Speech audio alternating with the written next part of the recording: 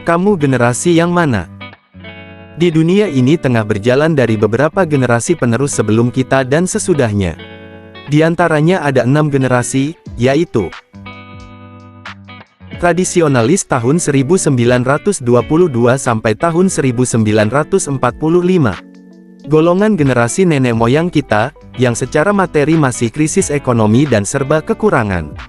Generasi tradisionalis juga menjadi saksi atas peristiwa-peristiwa besar zaman dahulu, seperti peperangan dan lainnya. Baby Boomers tahun 1946 sampai tahun 1964. Generasi ini kebanyakan menjadi kehidupan bagi orang tua kita semua. Di rentang waktu ini mereka telah lahir dan tumbuh setelah melalui kesulitan-kesulitan di masa perang. Mereka akan berorientasi untuk kelangsungan dan kesejahteraan anak cucu mereka kelak. Generasi X tahun 1965 sampai tahun 1980. Generasi X telah dipopulerkan oleh sebuah novel berjudul Generation X, Tales for an Accelerated Culture tulisan Douglas Culpen. Di era ini mereka mulai mengenal komputer dan beberapa game sederhana. Mereka juga bekerja dalam kehidupan pribadi dan keluarga. Menurut sebuah informasi generasi X, di Indonesia telah dibesarkan dalam kondisi event politis pada pemerintahan Orde Baru.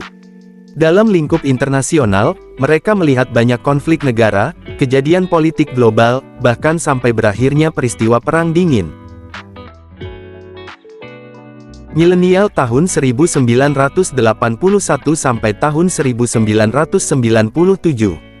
Generasi milenial memiliki sebuah motto work-life balance. Di era ini mereka tidak harus mengejar harta, namun lebih ke solidaritas dan kebahagiaan, serta saling menghargai dalam komunitas sosial.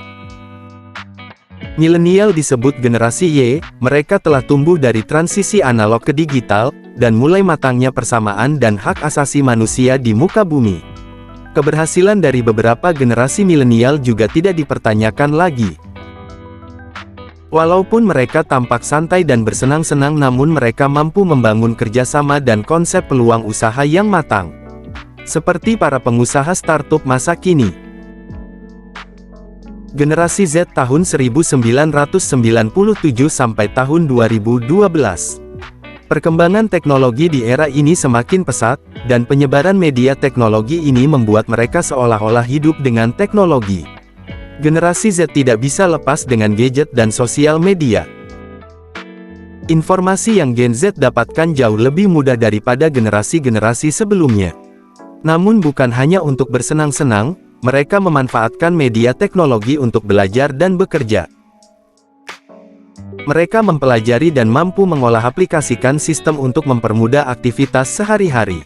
Kebanyakan usaha yang ada di Gen Z ini, dengan menggunakan media sosial dan media online, seperti membuka online store, menjadi influencer muda yang baik, dan lainnya. Alpha 2012 ke atas.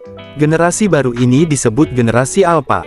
Mereka telah terbawa dengan arus teknologi yang semakin hari kian merabak. Generasi ini juga memainkan apapun dengan gadget dan mulai meninggalkan permainan tradisional di era sebelum mereka. Prediksi untuk bekerja dan menggunakan uang juga masih diawang dan belum bisa ditentukan, karena gen Alpha ini adalah gen baru yang telah lahir dan tumbuh dalam umur sekitar 11 tahun untuk yang tertua. Itulah penjelasan singkat dari generasi-generasi sesudah dan sebelum kita untuk menambah wawasan. Untuk penonton, berada di urutan generasi manakah kalian?